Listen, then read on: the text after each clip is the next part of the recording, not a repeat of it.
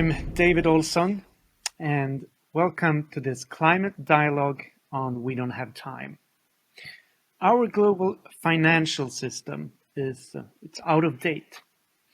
The world's financial industry is still 8 years after the Paris Agreement funding the fossil fuel industry, while what we really need is a massive transfer of capital to an equitable and rapid transition to renewables, material circularity, and nature restoration. So in particular, private finance capital is really sitting on the fence here. Why is this so? And more importantly, what can be done about it? Today, we have a special guest with us, Cathy Orlando. You are the program director at Citizens Climate International, and you have been lobbying the Canadian Parliament since 2010, US Congress, the World Bank and IMF since 2011. So welcome to the program, Cathy. Thank you for having me here today. So, Cathy, we're soon 8 years from Paris and already less than 8 years from 2030 when we need to have emissions. We know this requires a massive investment, and still private capital is sitting on the fence. Why is this so? Private capital is sitting on the fence because financial companies have a fiduciary responsibility to their stakeholders. They are beholden to the stakeholder to make as much money as possible. What financial companies need from our governments is cover. The cover that financial institutions need are mandatory rules and regulations. I was at an event last week on Parliament Hill here in Canada. Because of Chatham House rules, I cannot attribute who said this, but I heard very clearly that banks want government rules for climate. And you might be thinking, why? Mandatory rules from government would do two things. One, they would push against the status quo mindset of stakeholders to continue financing fossil fuels. And two, when governments enact regulations and rules, financial institutions dedicate resources to make them happen. So, as you said, the Paris Agreement was signed in 2015, almost 8 years ago.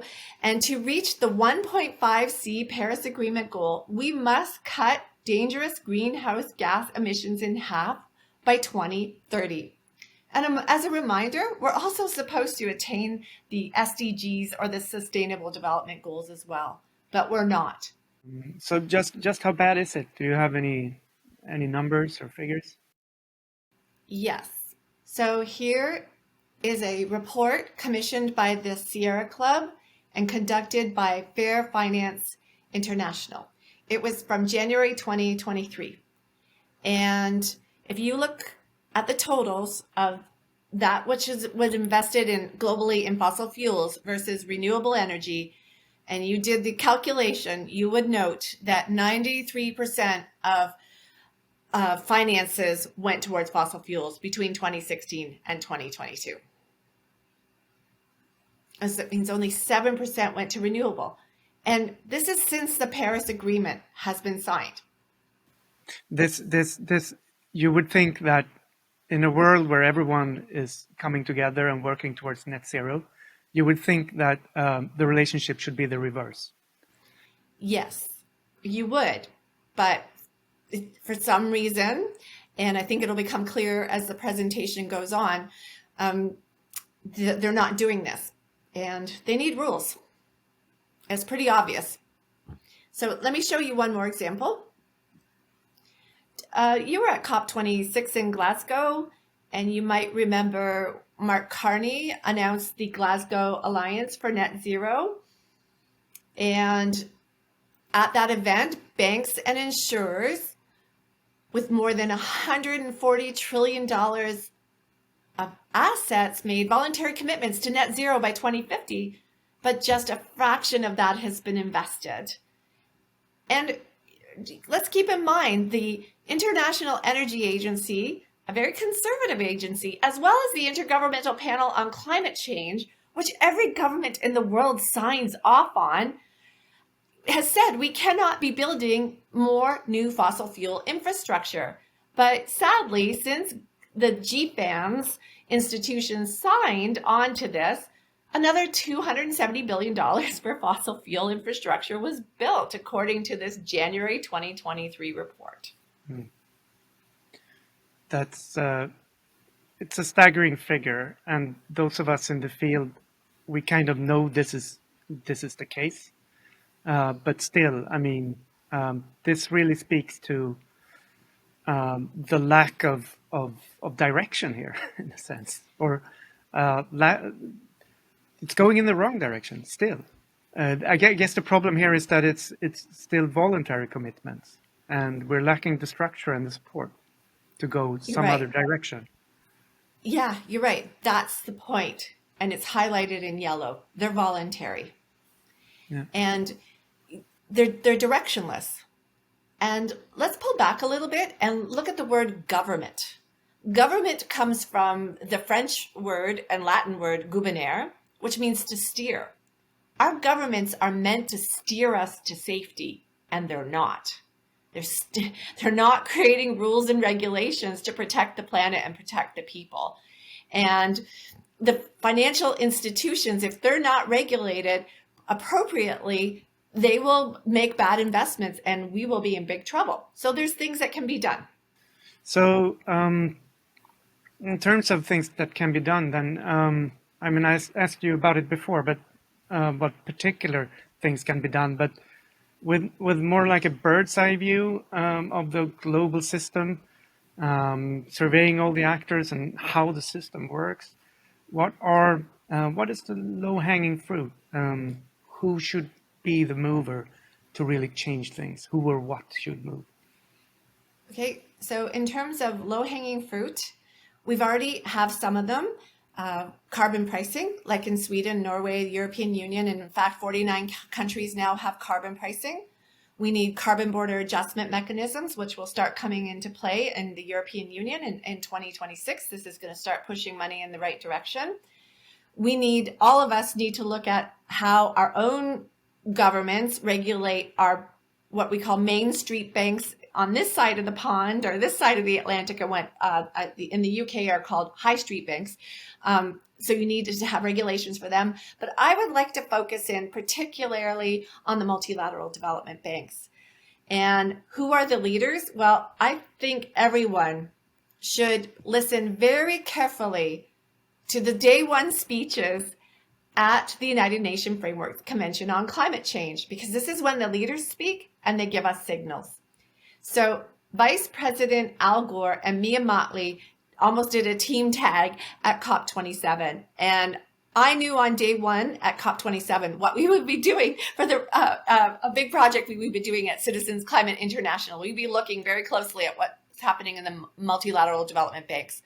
So what Al Gore called for was an end to fossil fuel colonialism. And basically, we have to remove barriers to finance. Both Mia Mottley and Al Gore shared statistics how about the global south has 7 times the interest rates of the global north. So how are private companies supposed to invest in their clean energy future when, one, the interest rates are so high, and two, global north companies are trying to peddle their fossil fuels onto them?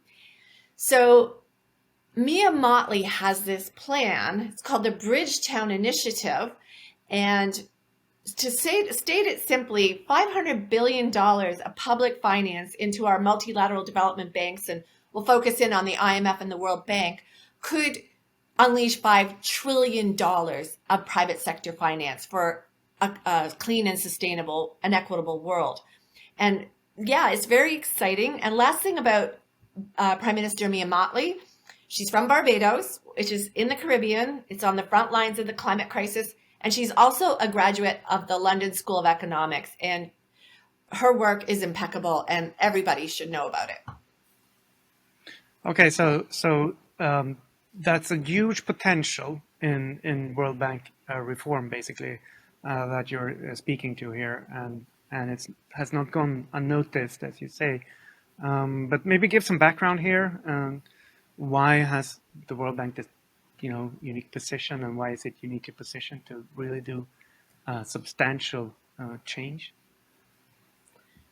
Okay, so we have to go back in history. We have to go back almost 80 years ago at the end of World War II. The World Bank and the IMF were developed out of the Bretton Woods Agreement of 1944. They were announced in 1945.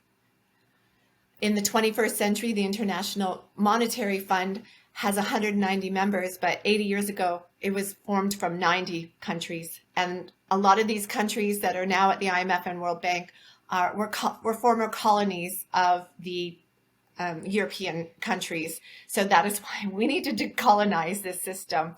And both the IMF and the World Bank, they work together. The World Bank used to be called the International Bank for Reconstruction and Development. And the World Bank helps the IMF promote its efforts through loans and grants to government. So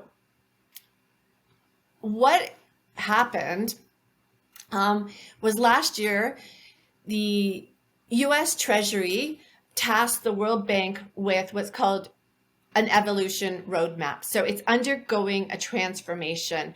And so even though the changes at the World Bank require 85% of the votes, and the US Congress controls 17% of it, the US Congress and the Treasury are pushing for these changes. So we are in a huge window of opportunity right now. Right now. It's huge. It's interesting that the history of these banks and institutions were really about reconstructing something that was broken. And we are heading into something very broken as well, with climate and biodiversity and everything that needs to be done. So it's actually kind of parallels that history, at this moment in history, and the moment in history when that was when these institutions were formed. Yes, we are in a parallel moment of history. That's what makes it even more exciting, because we've seen it work before and we can see it work again. Basically, we have giant holes in our economy right now with biodiversity, climate, and inequality, and we need the banks and the financial institutions to fill those holes. So what actions can we expect from the World Bank and these institutions in the medium near term and medium near future? Okay, so what Citizens Climate International did is we started reading together. We formed a group called the Bretton Woods Action Team, and we read a lot, and we decided, our volunteers from 31 countries decided that they would personally contact their executive directors at the World Bank in advance of the spring meetings in April. And we asked for them to support the Bridgetown Initiative. I encourage everyone to learn more about that and encourage your own governments to do so. We wanted to also remind the World Bank that everything that we do at the international level must be rooted in human rights and gender equality. Our volunteers also wanted to make sure that money was could be directed directly to households, circumventing the governments for two reasons. One, because there is problems with corruption, so getting money directly to households would go around that. But also, we're also in a food crisis right now, and people need money right now. They need money to go buy food, especially where there's food shortages. And lastly, a big problem with these World Bank and IMF meetings is they're very expensive. It's very hard to get visas to go to these. And so we are asking the World Bank and the IMF, when they give loans, to get directly to the people who are going to be impacted by these financial influxes into their economy, because a lot of these are loans. And so these governments will take on these loans. And so the people of those countries are responsible for those loans. So there should be citizen engagement. Not clearly stated here is that money at the World Bank belongs to all of us. That's our money. That's your money, David. That's my money. That's our money to make a better world. That's our money to reduce inequality so we can have a sustainable, equitable world for everybody. And it's also the money that goes to the countries that are at need. It's their money because they have to pay back those loans. So it's all of our money. So we want to make sure it's used correctly. So that's what we asked for in April. And what is the democratic control then over the World Bank and possibility to influence? I mean, how does that work? Oh, that's really fascinating. So each country has a certain percentage of the vote at the World Bank. So the USA has 17%. France, UK, Japan, who were all there post World War II, have higher amounts of votes, 6 to 7%.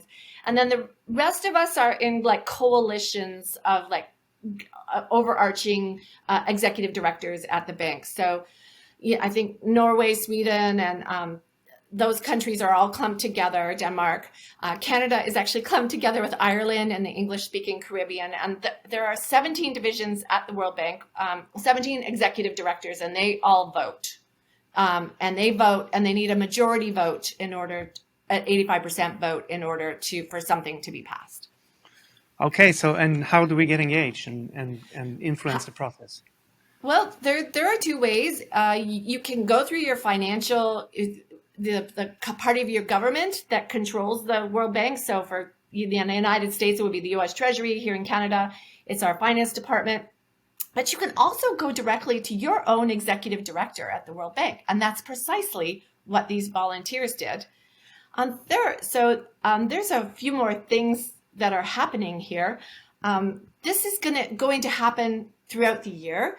There'll be meetings in June in Paris, this global financial meeting to set the stage for COP28 and financial flows. Macron and Modi are going to have a meeting in Paris, June 21st and June 22nd. And then there'll be some developments, and throughout the summer, we'll hear more about what's happened with the evolutionary roadmap at the World Bank and the IMF. And then there'll be the fall meetings for the World Bank and the IMF, and then COP27. So there are moments of influence. You can contact your executive directors at the World Bank. And our volunteers are doing a second round of contacting their division at the World Bank based on what we heard at the spring meetings. So and these are their demands. Okay, so yeah, and if you want to talk more about what like happens after the spring meetings, did you have anything to? Yeah, so what will happen after the spring meetings is the World Bank is taking information and input on how their reforms should evolve. So you can actually contact your own executive director at the World Bank. And at the end of this, I will show you where you can actually go online to give specific input to the World Bank, or you can just sign a letter. And this is our leaders here at Citizens Climate International will be contacting their directors at the World Bank to discuss more things that need to be considered when the World Bank undergoes these evolutionary reforms. We would like for Indigenous lands to be treated specially by the World Bank, and perhaps the World Bank needs to discuss directly with Indigenous peoples across the planet how the global biodiversity framework, that the 30 by 30 protections for land and waters by 2030 will roll out for Indigenous peoples. Not all Indigenous peoples want their lands to be included in that. We need for the World Bank to give out longer term grants and loans, because they currently usually only give about 10-year loans, but they need 30-year loans for infrastructure projects, and biodiversity and climate resilient projects are going to need generations long loans in order to work.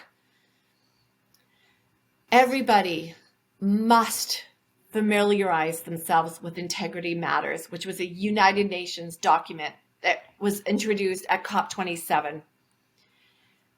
I was in a World Bank meeting with heads of finance departments from certain countries. And because of Chatham House rules, I can't say who they were, but they didn't know about this document. And this document is called Integrity Matters, has very clear outlines on how we should be framing any sort of finances that are dedicated to net zero. Really important document. Everybody needs to familiarize themselves off of it.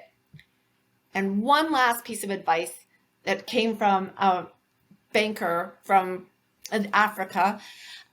She said one of the reasons they're having problems unwinding their multilateral development banks on the continent of Africa is because there's no global plan to get off of fossil fuels. So we need a global plan, because every country, every company thinks their fossil fuels are going to be the last to be developed. And that's not what's going to happen. We have to develop a plan to do that. So this is what needs to happen going forward. And here's what you can do. If you just want to sign a petition that will go to the world leaders and the financial institutions, Global Citizen has this wonderful petition you can sign called Power Our Planet. If you want to speak more directly and well about messaging around this financial transition that we are in, there is this excellent research called Money Talks. If you want to give feedback directly to the World Bank, you can go to their feedback site. I do believe the deadline is May 31st. As well, there's feedback being taken for G20. The G20 will meet in the fall. You can give feedback there. And if you want to learn how to lobby at the World Bank, you can contact us. And oh, yes, subscribe to We Don't Have Time, because you'll always learn lots. That's excellent, Cathy. And just one final point. I mean, really sounds like the World Bank can be really, really important, and particularly influencing the World Bank to really draw that line in the sand that we have been waiting to be drawn for a long time. Do you think, I mean, at COP28, when we get there in the end of November, what's your expectations, but maybe also what are your sincerest hope? My sincerest hope is that the World Bank creates reforms that will redirect financial flows towards a thriving and equitable planet. They have the power to do this. They did this in 1945. They can do this in 2023. That's an excellent point to end this conversation. Thank you so much, Cathy Orlando, Program Director at Citizen Climate International. I'm David Olson of We Don't Have Time, and see you next time.